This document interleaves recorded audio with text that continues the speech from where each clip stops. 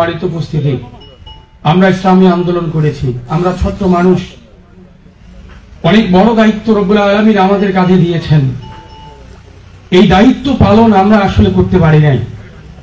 যখন আমরা বিপদে পড়েছি, আমরা যখন হতাশাগ্রস্ত হয়েছি, আপনারা তখন আমাদেরকে অভিভাবকের ভূমিকায় আমাদেরকে সান্ত্বনা দেওয়ার চেষ্টা করেছেন।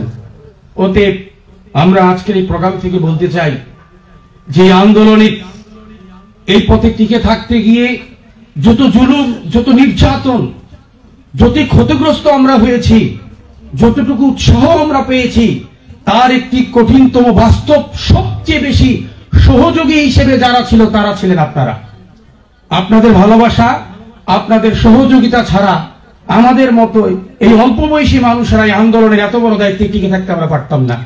আপনারা আমাদেরকে বটগাছের মতো সবসময় আগলে রাখার চেষ্টা করেছেন। আমরা যখন বিপদে পড়েছি, আমাদের মাথায় হাত বুলিয়ে আপনারাই দিয়েছিলেন। আপনাদের এই উৎসাহ, আপনাদের এই পরামর্শ, আপনাদের এই সহযোগিতায় আজকে ইসলামী আন্দোলনের এই জায়গায় আমাদেরকে আসতে অনুপ্রেরণা জুগিয়েছে।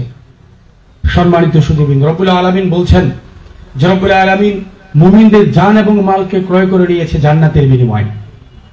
রব্বুল আলামিন ঈমানদারদের সাথে বেচাকেনা করেছেন।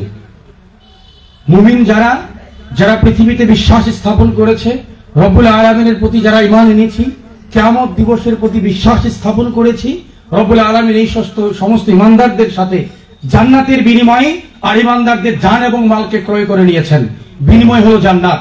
পৃথিবীতে আমরা আমাদের জানমালকে রবের নামে উৎসর্গ করব, আর রব্বুল আলামিন কিয়ামতের মাঠে তার নেয়ামতে পরিপূর্ণ জান্নাত আমাদের জন্য বরাদ্দ রাখবে। ঠিক কিনা বলেন? সম্মানিত উপস্থিতি, অতএব হয়তোবা ইসলামী আন্দোলন করতে গিয়ে আমরা অসংখ্য মামলা খেয়েছি। আমি আমার কথা বলি, এখানে যারা আছেন ইন্টারমিডিয়েট থেকে শুরু করে আমরা 18টা মামলার আসামি, বাড়িতে ঘুমাইতে পারি না, হতাশা সব সময় তাড়িয়ে বেড়ায়, পিতা মাতার চোখের দিকে আমরা তাকাতে পারি না। বিশেষ করে যখন এই জালিমের নির্যাতনটা বেড়ে গিয়েছিল, আল্লাহর কসম করে বলছি, আমি আমার আব্বার দিকে চোখে চোখ রেখে দীর্ঘদিন কথা বলি নাই। আমার আব্বা কোনোদিন চোখে চোখ রেখে আমার সাথে কথা বলে নাই, কারণ কি যেন একটা হতাশা কাজ করছিল।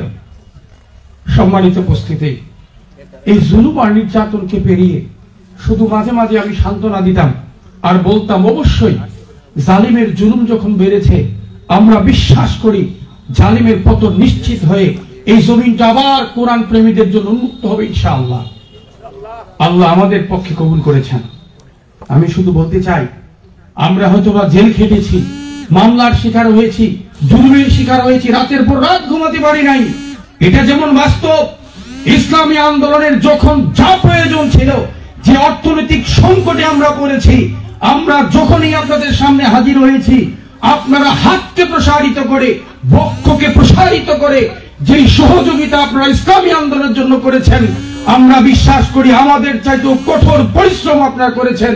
এবং আল্লাহর কাছে রাতের পর রাত আমরা দুহাত উত্তোলন করে দোয়া করেছি, আল্লাহ এই সংকটময় মুহূর্তে যারা ইসলামী আন্দোলনের জন্য তোমার অর্থ দিয়ে, সাহস দিয়ে অনুপ্রেরণা জোগালো, আল্লাহ তাদেরকে আপনি মুজাহিদ হিসেবে কবুল ও মঞ্জুর করেন।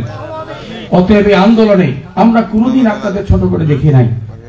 সম্মানিত সুধীবৃন্দ, আজকে আমরা এমন একটা পরিস্থিতি এসে পৌঁছেছি, এই পরিবেশে আমরা প্রোগ্রাম করতে পারবো এটা কোনোদিন কল্পনা করতে পারি নাই।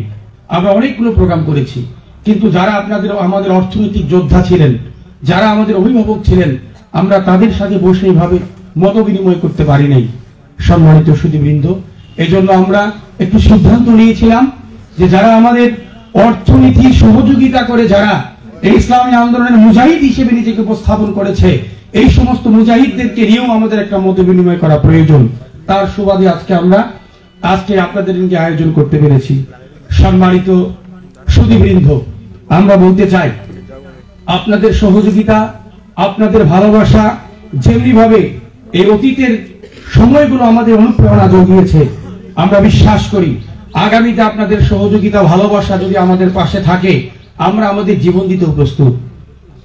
আমরা কোনোদিন বিলাসী জীবনের দিকে ছুটে বেরিয়ে নেই। আমাদের অনেকগুলো সময় ছিল, অনেকভাবে আমরা চাকরির পিছনে ছুটতে পারতাম, আমরা টাকার পিছনে ছুটতে পারতাম, কিন্তু রব্বুল আলামিনের অশেষ মেহেরবানি, আল্লাহ দুনিয়ার এই বিলাসী জীবনের দিকে আমাদেরকে কবুল করে নাই, দুনিয়ার ক্ষমতা রাজত্বের দিকে আমাদেরকে কবুল করে নাই। রব্বুল আলামিন আমাদেরকে ইসলামী আন্দোলনের ছোট্ট একজন কর্মী হিসেবে কবুল করেছেন। অতএব আগামী দিনে যদি এই বাংলার জমিন ইসলাম প্রতিষ্ঠা করবার জন্য রক্তের প্রয়োজন হয়, আমরা এই যুবক সমাজ কথা দিচ্ছি, আমরা আমাদের বুকের তাজা খুনকে ঢেলে দিয়ে আগামীর বাংলাদেশে কোরআনের রাজ কায়েম করবার জন্য আমরা প্রস্তুত আছি ইনশাআল্লাহ। এজন্য আপনাদের সহযোগিতা আমাদের প্রয়োজন। আপনারা সহযোগিতা করতে রাজি আছেন তো? আপনারা আমাদের জন্য ভালোবাসার জন্য দুহাত প্রসারিত করে একটু বুকে আমাদের ঠাঁই দিবেন। আমরা আর কিছু চাই না ইনশাআল্লাহ।